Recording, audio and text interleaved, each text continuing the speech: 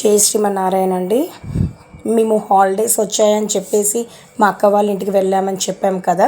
అయితే ఇది next day vlog అండి. ఇక మాకు బోర్ అవుతుందని చెప్పేసి మా అక్క వాళ్ళ ఇంటి దగ్గరనే చీర్యాల నరసింహస్వామి టెంపుల్ ఉంటుందండి. సో ఇక మేము అక్కడికి వెళ్దామని చెప్పేసి బయలుదేరాము. నేను, గౌతమ్ కృష్ణ, పండు, అలాగే మా ఆడబిడ్డ గారి అబ్బాయి అండి, మా అల్లుడు. అయితే మేము నలుగురం కలిసి వెళ్ళామండి చీర్యాల నరసింహస్వామి టెంపుల్కి. అంటే నేను ఇప్పటివరకు ఎప్పుడూ వెళ్ళలేదు. ఇక పిల్లలు కూడా ఎప్పుడు ఇంట్లోనే ఉంటారు కదా, ఇల్లు స్కూలు ఇదే ఉంటుంది కదా, వాళ్ళకు కూడా బోర్ అవుతుంది. ఎప్పుడైనా అలా బయటికి తీసుకెళ్తే వాళ్ళకు కూడా కొంచెం టైం పాస్ అవుతుంది అని చెప్పేసి ఇద్దరు పిల్లల్ని నేను తీసుకెళ్ళడం జరిగిందండి. అయితే ఇక్కడ నేను మీకు చూపిస్తున్నాను కదా, ఇది మనకి చీర్యాల టెంపుల్కి దగ్గరలో ఉన్న చెరువు అండి. అయితే దీంట్లో మనకు తామర పూలును అలాగే బాతులు కూడా ఉన్నాయి. మేము చూసాము, బట్ మీకు చూపిస్తున్నాను, మరి మీకు కనిపిస్తున్నాయో లేదో. ఇక ఆల్మోస్ట్ మనం వచ్చేసామండి చీర్యాల నరసింహస్వామి వారి టెంపుల్ దగ్గరికి. ఇక్కడ టెంపుల్ ఎంత బాగుందంటే నరసింహస్వామి అయితే చాలా బాగున్నారండి. ఫస్ట్ టైం చూస్తున్నాను. అంటే ఎప్పటి నుంచో అనుకుంటున్నాను, మా ఆడబిడ్డ వాళ్ళ ఇంటికి వచ్చినప్పుడు ఒక్కసారన్నా వెళ్ళొద్దాము అని చెప్పేసి. అయితే అక్కడికి మనకు ఫ్రీ బస్ అనేది అంత మీదికైతే వెళ్ళదంటండి. మనకు కమాన్ ఉంటుంది స్వామివారిది, అక్కడ మాత్రమే ఆపుతారంట. ఇక మనం 1 కిలోమీటర్ 1.5 కిలోమీటర్ వరకు లోపలికి నడుచుకుంటూ వెళ్ళాలంట. అక్కడికి ఓన్లీ ఆటోలు అలాగే 2 వీలర్స్ మాత్రమే అలో ఉన్నాయి. అయితే ఇక సో మేము ఏం చేసినాం, ఇక ఆటో బుక్ చేసుకున్నామండి. ర్యాపిడో అది ఊబర్ ఉంటుంది కదా, దాంట్లో బుక్ చేసుకొని వచ్చామన్నమాట. అయితే ఇక నేను పిల్లలు ముందు నడుస్తున్నారు, ఇక మేమైతే వెనకాల నేను వీడియో తీసుకుంటూ వస్తున్నానండి. అయితే ఇక్కడ ఏంటంటే మనకు పాదరక్షలు పెట్టే స్టాండ్ అది ఏం లేదండి, ఎక్కడ పడితే అక్కడే చెప్తున్నారు. అయితే ఇక మేము కూడా అక్కడే చెప్పులు విడిచేసి ఇక స్వామివారి దర్శనార్థం వెళ్తున్నామండి.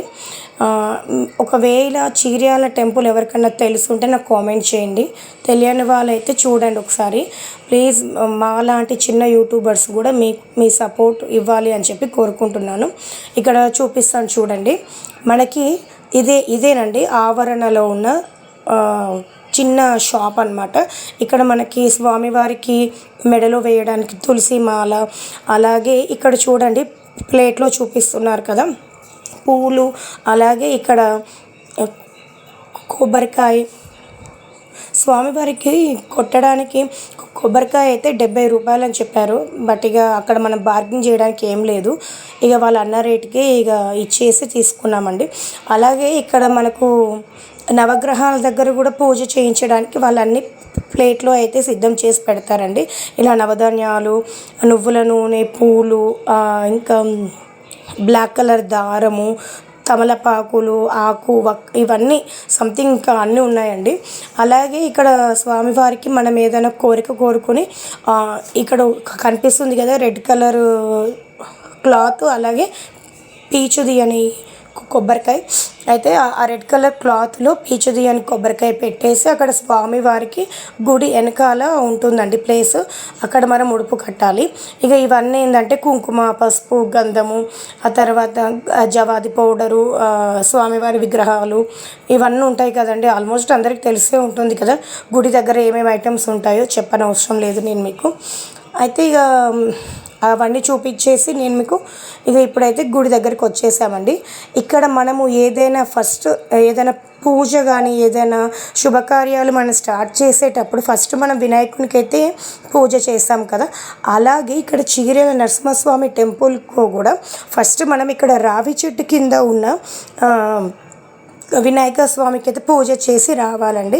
అయితే నేను కూడా అక్కడ వినాయక స్వామికి పూజ చేసి కొబ్బరికాయ కొట్టేసి అయితే లోపలికి వచ్చాను. ఇక్కడ మేము వచ్చిన తర్వాత ఎంత బాగుందోనండి అసలు స్వామివారి కోవెల. మా అదృష్టం ఏందో కానీ అక్కడికి వచ్చినప్పుడు అయితే చాలా పీస్ఫుల్గా అనిపించిందండి. మేము వెళ్ళినప్పుడు అయితే అంత రష్ అయితే లేరు. ఇక ఆ తర్వాత అక్కడ స్వామివారి దేవాలయంలో కూడా వివాహాలు కూడా జరుగుతున్నాయి. ఇక సీజన్ కదండి ఇది మనకి, సో అక్కడ వివాహాలు కూడా జరుగుతున్నాయి అన్నమాట. ఇక్కడ ఏంది అంటే చీర్యాల నరసింహస్వామి టెంపుల్లో ఆ టెంపుల్కి వెళ్ళి స్వామివారిని దర్శనం చేసుకొని అక్కడ మనకు ఒక పేపర్ లాంటిది ఇస్తారండి. దాంట్లో 41 ప్రదక్షిణలు లేదా 108 ప్రదక్షిణలు అని చెప్పేసి ఉంటుందండి. అక్కడ మనకు స్వామివారిని మంచిగా దర్శనం చేసుకొని మనం ఏదైనా ఒక కోరిక కోరుకొని స్వామివారి గుడి చుట్టూ ఈ విధంగా 41 సార్లు ప్రదక్షిణలు చేయాలండి. నేను చేశాను, చూడాలి, బట్ నాదైతే కోరిక తీరుతుందో లేదో. అయితే ఇక నేనైతే చేశానండి స్వామివారికి 41 సార్లు ప్రదక్షిణలు. టెంపుల్ అయితే చాలా బాగుందండి. అయితే ఏం చేశానంటే ఫస్ట్ అయితే ఇప్పుడు ఇంత తక్కువ ఉంది కదా రష్ అని చెప్పేసి ఫస్ట్ అయితే స్వామివారికి నమస్కారం చేసుకొని 41 సార్లు అయితే ప్రదక్షిణలు చేశానండి. ఆ తర్వాత ఇక మనము గుడి అంతా చూపించవచ్చు అని చెప్పేసి అయితే నేను పూర్తి చేశానండి. బట్ నాకైతే కాళ్ళు అయితే హెవీగా నొప్పిలేసాయండి. అంటే నేను కొంచెం లా ఉంటాను కదా, సో నాకైతే కాళ్ళు బాగా నొప్పిలేసాయి. ఆ తర్వాత నావి 35-40 వచ్చేసరికి అయితే ఫుల్ రష్ అయిందండి. మేము వెళ్ళింది శనివారమే కాబట్టి ఫుల్ రష్ ఉండే. ఇక ఆ తర్వాత మనకి స్వామివారి టెంపుల్ వెనక సైడు నాగదేవత గుడి కూడా ఉందండి ఒకటి. అక్కడ సుబ్రహ్మణ్య స్వామివారి టెంపుల్ అలాగే నాగదేవత టెంపుల్ కూడా ఉందండి. ఒకవేళ ఎవరైనా వచ్చేది ఉంటే అక్కడికి కూడా వచ్చి చూడవచ్చు. అక్కడ అని చెప్పాను కదా, ఇంతకుముందు రెడ్ కలరు క్లాత్లో పీచు తీయని కొబ్బరికాయ పెడతారని చెప్పేసి అవి అక్కడ ముడుపు కట్టి పెడతారండి. ఎటువంటి దోషాలున్నా ఎటువంటి పీడలున్నా కానీ అక్కడ స్వామివారికి ముడుపు కట్టి అక్కడ మనం మొక్కుకుంటే అవుతుంది అని చెప్పేసి ఒక నమ్మకం అనమాట. ఇక మేమైతే డైరెక్ట్ ఇక నావైతే 41 ప్రదక్షిణాలు అయినాయి. ఇక నేనైతే లోపలికి వెళ్ళి స్వామివారిని దర్శనం చేసుకున్నానండి. అలాగే స్వామివారికి అక్కడ అభిషేకం చేసిన వాటర్ కూడా తలపై చల్లుకోవడం జరిగింది. అక్కడ కూడా అండి అసలు ఎలా అంటే 500 రూపీస్ కట్టిన వాళ్ళని మాత్రము కొంచెం స్వామివారి దగ్గరికి అంటే లోపలికి వెళ్ళడానికి గర్భగుడి బయట, ఆ తర్వాత మెయిన్ దర్వాజా లోపట, ఈ విధంగా అక్కడ ఎంత అంటే ఏ గుడిలో కానీ ఇదే విధంగా ఉంటుందని నాకు ఆ రోజు అర్థమైందండి. అంటే ఎవరి దగ్గర ఎక్కువ డబ్బులు ఉంటే స్వామివారికి అంత దగ్గరగా దర్శనం లభిస్తుంది అని చెప్పి అప్పుడు అనిపించింది. ఇక నాకైతే చాలా బాధ వేసింది. ఎక్కడుండి మనం దండం పెట్టుకున్న దేవుడే కదా అని చెప్పేసి ఇక నేను అనుకున్నానండి.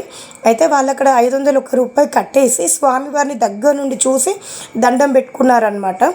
అప్పుడు అనిపించింది నాకైతే, అంటే ఇక్కడ ఉన్న దేవాలయం కమిటీ వాళ్ళు డబ్బులు ఉన్న వాళ్ళని ఒక తీరుగా లేని వాళ్ళని ఒక తీరుగా ట్రీట్ చేస్తారని చెప్పేసి ఇక ఇదేనండి నేను మీకు చూపించాను కదా సుబ్రహ్మణ్య స్వామి టెంపుల్. అక్కడ మా గౌతమ్ కృష్ణ గంట కొట్టాడు. ఇక ఇదేనండి నేను మీకు ఇంతకుముందు చూపించాను కదా గుడి ఆవరణలో ఇలా ముడుపు గట్టి పెడతారని చెప్పేసి అదేనండి.